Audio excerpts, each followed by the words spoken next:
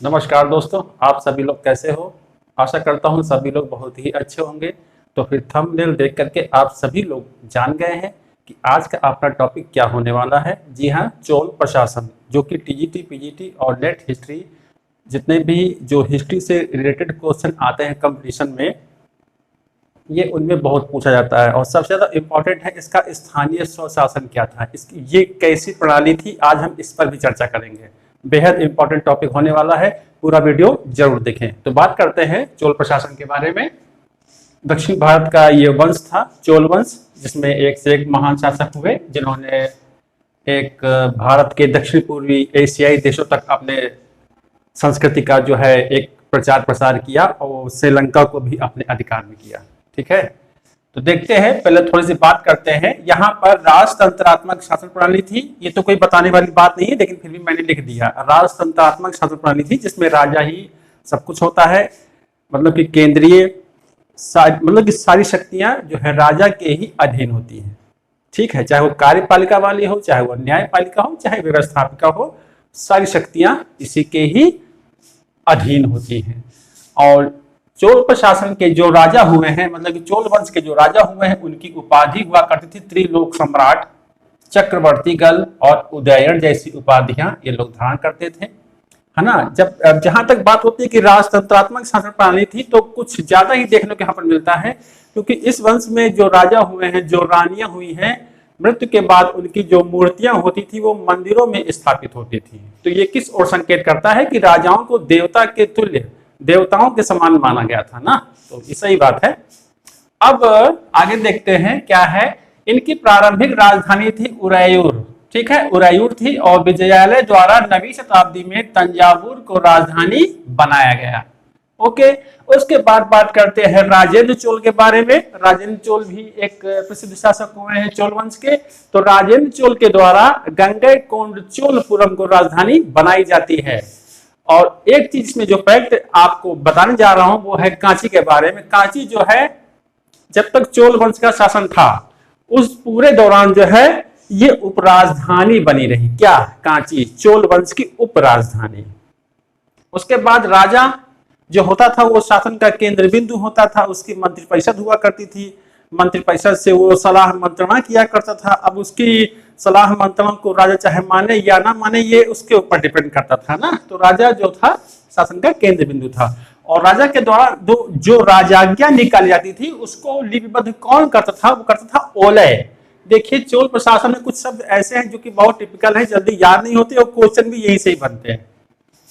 उसके बाद राजा के प्रशासन में सहयोग करने के लिए उच्चाधिकारी जो होते थे, उनमें से जो उच्चाधिकारी था उसको कहते थे पेसंदरम, और जो निम्न अधिकारी होता था उसको कहते थे शेरुत्तरम। ओके, आगे प्रशासनिक विभाजन, यानी कि चोल साम्राज्य को कितने प्रशासनिक भागों में बांटा गया था ना। जैसे वर्तमान में देखा जाए, देश होता है, फिर राज्य होता है, जिले होते हैं ना, तहसील होती है, तो उसी प्रकार से कैसे बांटा गया था ये बहुत पूछा जाता है कि कैसे क्या था। देखेंगे ध्यान से, मंडलम। ठीक है, पूरे चोल साम्राज्य को पहले मंडल में बांटा गया था, फिर मंडलम को कोटम में बांटा गया था, कोटम को नाडु में बांटा गया था, और प्रत्येक नाडु में अनेक कुर्रम होते थे। कुर्रम माने होता है कई ग्रामों का, कई गांवों का समूह। ओके, तो ये जरूर लिखें, बेहद इंपॉर्टेंट है ये। क्या? मंडलम, कोटम, नाडु, ये बहुत पूछा जाता है एग्जाम में, और लगभग पूछा भी जा सकता है टीजीटी में, पीजीटी में। ठीक है, तो जरा ध्यान दीजिए भाई, नोट डाउन जरूर करते रहे सभी लोग। इसके बाद है विशेष क्या है इसमें, जो नाडु होती थी उसकी सभा जो होती थी वो कराती थी नाटुर, और जो नगर होती थी, जो नगर होता था उसकी सभा थी नगस्तर। व्यवसायियों की जो सभा होती थी, जो व्यवसाय लोग करते थे उसकी सभा को श्रेणी कहते थे। सारे फैक्ट हैं। उसके अलावा जो शिल्पी लोग होते थे तो उनकी जो सभा होती थी ना, एक ही व्यवसाय करने वाले सबकी अलग अलग, तो उसको कहते थे पूग। ठीक है, तो ये शिल्पियों की सभा थी। तो इस प्रकार से आपने अभी देखा एक शुरुआती दौर। अब सबसे इंपॉर्टेंट जो पूछा जाता है हर प्रकार के कंपटीशन में, जो कि हिस्ट्री से रिलेटेड क्वेश्चन जो आते हैं उसमें जो पूछा जाता है कि स्थानीय स्वशासन ये किस वंश के शासकों की देन है। तो ये किस वंश के शासकों की देन है, ये क्वेश्चन बन सकता है। तो वह है चोल वंश। ठीक है, आइए देखेंगे परांतक प्रथम के समय में, ये बहुत इंपॉर्टेंट है, परांतक प्रथम के समय में प्रशासनिक सुधार के लिए 2 बार उत्तिमेरूर या उत्तमेरूर की सभा हुई 919 और 921 में। देखिए स्थानीय स्वशासन के बारे में जानकारी का सबसे जो बड़ा प्रमाणिक स्रोत है वो है उत्तमेरूर की सभा जो हुई थी, या यहाँ पर जो लेख मिला है उसमें स्थानीय स्वशासन के बारे में जानकारी मिलती है। ठीक, अब हम बात करते हैं कि चोल वंश में 3 सभाएं वो कौन कौन सी थी। ठीक, तो पहली सभा का नाम था उर नाम था, देख लीजिए, लिख लीजिए, इसको इंपॉर्टेंट है।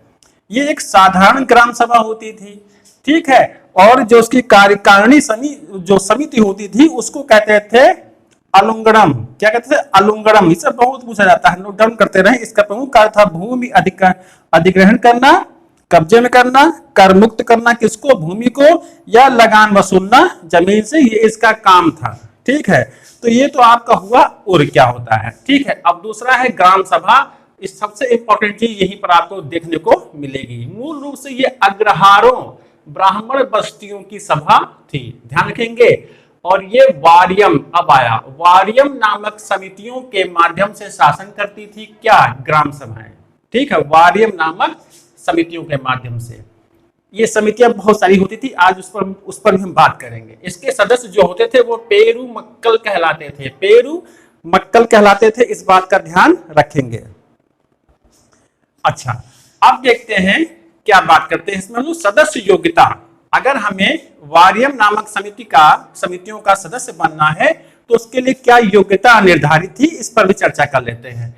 योग्यता थी कम से कम 1/4 वेली या 1.5 एकड़ जमीन आपके पास होनी चाहिए, जो सदस्य बनना चाहता था किसका? वारियम नामक समितियों का। इसके बाद उस जमीन पर उसका अपना एक भवन होना चाहिए। ठीक, उसकी आयु 35 से 70 वर्ष के बीच होनी चाहिए और वो वैदिक मंत्रों का ज्ञाता हो। ये जरूर लिखिए, बहुत बड़ा फैक्ट है। यहीं से बहुत सारे क्वेश्चन बनते हैं कि क्या योग्यता होनी चाहिए, कितने एकड़ जमीन होनी चाहिए, उम्र कितनी होनी चाहिए, ये भी पूछा जाता है। कार्यकाल जो होता था इन सदस्यों का वो 3 वर्ष का होता था। ठीक है, अब इसके बाद चुनाव होता था। चुनाव में ताड़पत्रों पर नाम लिखा जाता था और एक घड़े में रखा जाता था और एक अल्पवयस्क युवक को, एक बालक को बुलाया जाता था और उससे कहा जाता था कि इसमें से उन ताड़पत्रों को निकालो। अब वो निकालता था तो उसी हिसाब से ये चुनाव होते थे। और चुनाव में चुने जाते थे कितने लोग? 30 लोग चुने जाते थे। यही सबसे बड़ा फैक्ट है। 30 में से 12 सदस्यों को वार्षिक समिति में नियुक्त किया जाता था, जिसको संवत्सर वारियम कहते थे। मोस्ट इंपॉर्टेंट है ये, सबसे ज्यादा क्वेश्चन ये पूछा था कि संवत्सर वारियम क्या है, तोट वारियम क्या है ना। उसके बाद येरी वारियम क्या है, ये बहुत पूछा जाता है।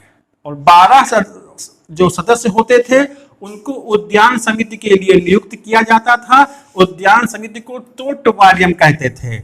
और 6 सदस्यों को, बाकी बचे सदस्यों को तडाग समिति यानी कि येरी वारियम के लिए नियुक्त किया जाता था। ये जरूर नोट डाउन करें भाई।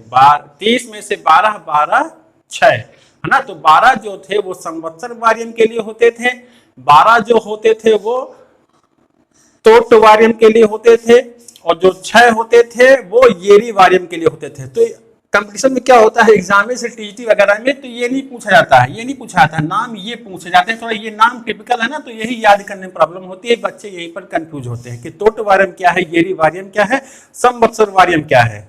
ठीक, तो अब कोई कंफ्यूजन नहीं, इसको जरूर नोट डाउन करें, क्वेश्चन बनेगा जरूर इसमें से भाई। ओके, अब विशेष क्या है इसमें, ये राजाज्ञा पर आश्रित नहीं थे। ये जो समिति होती थी इसके लिए राजाज्ञा मायने नहीं रखती थी। ठीक है, देखो जैसे वर्तमान समय में ग्राम सभाएं होती है ना, उनको बहुत सारे अधिकार मिले होते हैं, सड़कें बनवाना, वृक्ष लगवाना, पानी की व्यवस्था करना ना, लगान वसूल करना, ये सारे अधिकार इनको मिले हुए थे। जैसे वर्तमान में ग्राम पंचायतें होती तो कहीं न कहीं जो ग्राम सभा होती है, जो ग्राम पंचायतें होती हैं, ये इसी स्थानीय स्वशासन की ही देन है, जिसको शुरुआत कर चुके थे कौन? चोल शासकों ने ये हमको दिया, हमको ये चीज वहीं से मिली है। ठीक है, तो इसको जो लिख लेंगे। इसके बाद जो उनकी बैठकें होती थी वो मंदिर में होती थी, तालाब के किनारे होती थी और वृक्ष या उद्यान में पेड़ के नीचे या उद्यान में ये बैठ के इनकी हुआ करती थी।